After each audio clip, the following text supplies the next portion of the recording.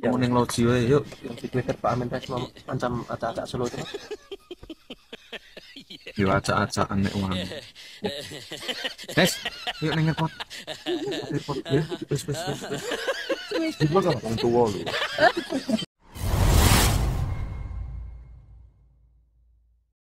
Yap, melihat dari cuitan si Fufu Fafa memang agak ngeri dan saya kira apa yang dikatakan oleh Dokter Tifa bahwa Fufu Fafa ini mengalami gangguan jiwa dan wajib dimaksulkan.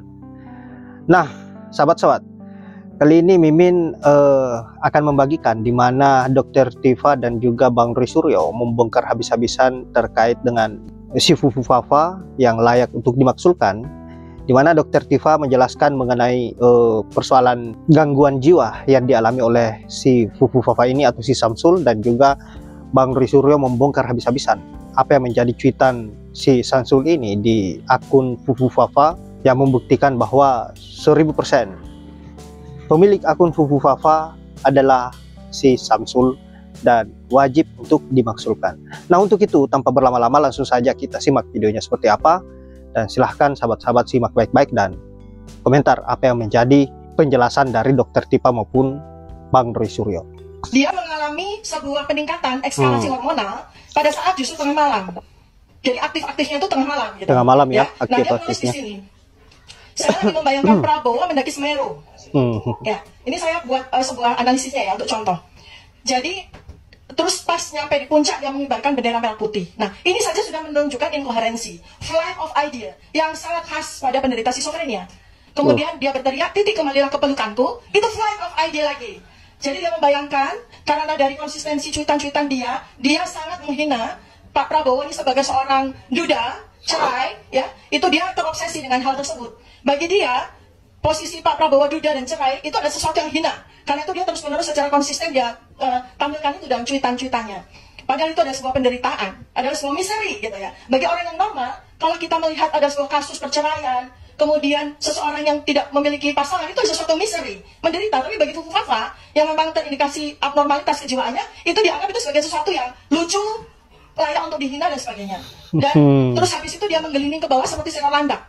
Jadi dia menganggap sosok yang bernama Prabowo ini seperti binatang yang dari gunung dia menggelinding seperti landak. Pas nyampe di bawah, dia langsung membeli jagung bakar. Flight of idea lagi. Ketika dia sedang membayangkan gunung, dia membayangkan Prabowo menggelinding dengan lucu, lalu kemudian dia langsung flight of idea, ingat bahwa di puncak itu ada orang jualan jagung bakar. Jadi dari Semeru dia ke puncak, seperti itu ya. Nah ini banyak sekali apa simptom-simptom schizophrenia itu muncul. Satu lagi yang saya temukan, ini menarik sekali, dari cuitan dia yang dilakukan 19 Juni 2014 pukul 22.21. Pada saat kita mau berangkat tidur dia nggak aktif ya. Nah dia menuliskannya begini, Garuda Merah adalah burung yang sedang mengalami menstruasi. Dari kalimat ini saja sudah aneh ya. Garuda Merah itu berarti dia sedang mengimajinasikan logo dari suatu partai tertentu. Garuda Merah ya, burung yang sedang menstruasi, kok bisa menstruasi? Flight of idea-nya dia itu mendisosiasikan merah dengan menstruasi. Kan ini aneh ya, Garuda Merah, burung sedang menstruasi. Segera beli pembalut biar nggak bocor. Parah. Bahwa seseorang yang pada waktu tahun 2014 itu sering sekali menyebutkan bocor adalah Pak Prabowo pada saat kampanye pada waktu itu ya. Jadi dia membuat itu sebagai sebuah fantasi yang deduktif sifatnya, bersifat waham sifatnya ya. Tapi kalau beli pembalut jangan di malam hari, nah ntar bisa diculik kampret. Nah kita kan ingat ya waktu itu ya, kampret, kadrun dan sebagainya kan. Terus yang lucu, oh nasibku, saya tidak tahu apa itu TPID, tiba-tiba di TPID, coba tanya atasan saya, ya kan. Langsung di kalimat berikutnya, kuda-kudaku yang lucu, oh Fadlizonku yang makin bulat. Nah tiba-tiba dia ingat sama Pak Fadlizon. Terus kalimat berikutnya lagi, buku adalah jendela dunia, tabloid obor rakyat adalah apa ya, Nabi Muda. Nah terus saya tiba-tiba lagi di dalam kalimat berikutnya, saya pengen belusukan ke pasar, tapi kuda saya nggak boleh ikut. Tiba-tiba dari buku, dari Fadlizon yang bulat, tiba-tiba buku, belusukan ke pasar, tapi kuda saya nggak boleh ikut. Dia mengasosiasikan lagi dengan Prabowo yang menyukai kuda, ya kan? Terus besok ya debat cawapres aja kan, ya udah saya tidur di rumah aja. Kalimat berikutnya, bingung mau ngirim cendol ke siapa, kirim ke saya saja. Coba dari satu paragraf aja jelas menunjukkan sebuah kompleksitas kejiwaan yang ini kalau kita baca ribuan kalimat-kalimat yang dia cuitkan, kurang lebih 5.000 ya, yang sudah dihapus ada 2.100, kita akan jelas bisa melakukan penegakan diagnosis seseorang ini menderita schizophrenia jelas. Kalau perlu dikirim ke rumah sakitnya ayahandanya Pak Roy Suryo, Rumah Sakit Jiwa Puri Nirmala, karena saya yakin bahwa ini akan mendapat diagnosis. Nah, saya ingin menyampaikan bahwa tidak hanya soal perbuatan tercela, karena perbuatan tercela secara undang-undang itu layak sekali untuk menjadi pasal pemakzulan. Saya sampaikan, RK GBR itu Raka Gibran. Jadi ini membuktikan kalau akun-akun ini memang benar Raka Gibran itu jelas gak ikut kampanye papa tercinta gitu ya. Nah, artinya kan baik ayahnya Jokowi. Lanjut, next. Kemudian ini identifikasi di Kaskus. Lanjut, next aja terlalu kecil. Nah, ini yang sangat penting Bapak dan Ibu. Sempat dia mencoba memanipulasi. Dan kalau kemarin Prof. Jimli mengatakan, udahlah kejahatannya sudah 10 tahun yang lalu gitu Pak Tamzil. Tidak. Kejahatan dia, ada kejahatan yang baru. Betul, kejahatan kata-kata yang tidak sopan itu 10 tahun yang lalu. Atau bahkan 5 tahun. Tapi dia berusaha mengubah identitasnya kemarin. Ketika nomor handphone yang sudah ketahuan nomor dia, itu kemudian diubah menjadi nama Slamet. Supaya menyarukan, kan ada beberapa orang yang mencoba transfer GoPay ke dia. Dia ubah, itu pelanggaran. Dan dia juga menghapus cuitan-cuitan tadi. Itu sekarang kalau dicari, mungkin sulit untuk mencari teman-teman. Karena sudah dihapus. Alhamdulillah kita sudah selamatkan. Kita sudah capture, tidak hanya capture. Sesuai dengan Undang-Undang ITE nomor 1 tahun 2024, saya rekam juga linknya. Jadi linknya semua ada. Jadi itu sesuai dengan Undang-Undang ITE pasal 5 ayat 1, itu clear untuk alat bukti di kepolisian. Dan yang paling menarik, ketika dia menolak bahwa itu adalah nomor handphone dia, Bapak dan Ibu, pada form pencalonan wali kota Solo tahun 2020, dia menuliskan dengan tangan dia sendiri nama Gibran Raka Buming Raka, nomor handphonenya 089750 sekian 33. Dia lupa kalau dia dulu penuliskan nomor handphonenya adalah nomor handphone dia. Lanjut, next. Nah, Bapak dan Ibu, ini kecil-kecil, tapi ini adalah penggambaran bagaimana akun Kaskus Fufufafa itu tidak hanya terhubung ke situs-situs atau pemberitaan saja, tapi dia juga terhubung ke situs porno di Rusia, terhubung ke video-video bokep atau video BF, semua ada. Dan ini adalah link yang bisa kita gambarkan, semua ada. Ada Xporn, ada kemudian Pornhub dan lain sebagainya. Lanjut, next. Nah, memang anak ini aneh. Bapak dan Ibu mungkin pernah mendengar. Dulu dia punya kafe namanya Markobar, Martabak Kota Barat di Solo. Ketika belum diprotes masyarakat, salah satu gambar di kafe Markobarnya itu adalah Illuminati, orang dengan mata satu atau Dajjal. Tapi dia beralasan, enggak kok, itu kan segitiga, simbol persatuan dari saya sama 2 temannya lagi yang usaha. Jadi menurut saya, memang kalau istilahnya netizen sekarang ini suka canda di tepi jurang anak ini, gitu ya. Artinya nyerempet dengan bahaya, tapi ya menurut saya sudah kelewatan. Next. Saya sampai ke akhir supaya tidak terlalu lama. Next lagi. Nah, jadi ini nomornya dia 089750282233 tadi. Next. Nah, sampai dia juga melecehkan Sarah. Jadi dia hanya agama. Sarah dia teman di Papua juga dia lecehkan, kulitnya hitam lah, apalah, kayak maaf ini, kayak monyet lah gitu, dia mengatakan begitu. Jelas itu ada kalimatnya. Next. Lanjut.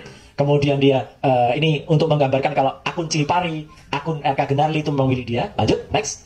Dan ini tadi gambar-gambar link tadi terhubung ke RedTube, Chatterbait, Xhamster, Spankbank, dan lain sebagainya. Lanjut. Terakhir, next. Ya, jadi situs Indonesia yang porno pun ada semprot.com pun dia juga masuk ke sana. Next. Dan ini gambaran dari ini analisis dari drone emprit menunjukkan perbincangan tentang Fufufafa. Lanjut. Next. Dan ini data dia sesuai dengan data yang ada di TPS-nya juga. Lanjut. Next. Ini dia sempat mengubah tanggal register tapi dijawab oleh CEO Kaskus mustahil. Jadi sudah dilindungi juga supaya tidak diubah-ubah. Next. Dan warganet saling transfer. Next. Itu tadi yang ada. Next. Dan yang terakhir, oke. Ya, yang terakhir, pimpinan DPD yang saya hormati dan teman-teman semua, tidak hanya saya yang sudah menyampaikan, sebenarnya videonya ada, tapi terlalu panjang untuk dimuat, jadi saya izin tidak memutarnya, tapi nanti sebagai bukti kami ke DPD. BSSN, Badan Cyber dan Sandi Negara, itu sudah mengkonfirmasi, sebenarnya akun Fufufafa itu adalah Gibran Raka Buming Raka. Dan iya, sudah BSSN, dan itu sudah dimuat di bocor alus Tempo. Dan sempat ditanyakan ke yang bersangkutan, nah inilah, anak ini bohong, menjawab tidak. Tapi lucunya, bapak-bapak dan bapak ibu semuanya, adiknya, Kaisang Pangat, ketika ditanya, menjawab, itu milik Kak Gibran. Jadi anak ini bohong dalam waktu yang belum lama. Jadi artinya kalau itu sesuai dengan undang-undang sudah melakukan tindakan tidak terpuji, saya kira benar. Sekian, terima kasih. Wassalamualaikum warahmatullahi wabarakatuh. Yap, itulah komentar dari Dr. Tifa dan juga Bang Roy Suryo terkait dengan apa yang menjadi kejiwaan si Samsul maupun cuitannya di akun Kaskus Fufufafa. Saya kira dibongkar habis-habisan dan sudah semestinya layak untuk diproses. Kalaupun penegak hukum bisa independen dan tidak diintervensi ataupun di bawah cengkeraman Mulyono dan kawan-kawan, ya tentu si Fufu Fafa ini atau si Samsul ini bisa diproses. Tapi kalau penegak hukum masih di bawah Cengkerama Mulyono dan kawan-kawan, ya tentu si Fufu Fafa ini atau si Samsul ini masih selamat. Dan kemungkinan semakin menjadi-jadi tingkahnya, karena pasti menganggap bahwa tidak ada yang bisa merobohkan si Samsul apa yang menjadi kelakuannya, kejahatannya. Meskipun apa yang dilakukan tidak akan pernah bisa dikenai hukum, karena yang mengontrol hukum adalah bagian dari kelompoknya, ayahnya sendiri, ataupun bahkan dirinya yang mengontrol hukum saat ini. Nah, itulah yang kita takutkan, karena semakin ke sini hukum seolah-olah yang bisa mengendalikan adalah orang yang berkuasa, bukan milik negara seutuhnya, tapi miliknya sang penguasa. Nah, siapapun yang di luar penguasa, ya tentu disarankan untuk berhati-hati. Seperti contohnya Tom Lembong, yang tidak terbukti melakukan kesalahan apa-apa dan tidak melakukan korupsi, tapi dijadikan sebagai tersangka. Ini kan aneh. Baiklah sahabat-sahabat, saya kira hanya itu. Terima kasih sudah menyempatkan diri untuk menonton, dan semoga apa yang saya bisa bermanfaat. Saya akhiri dengan ucapan wallahul muwaffiq ila aqwamit thoriq. Assalamualaikum warahmatullahi wabarakatuh.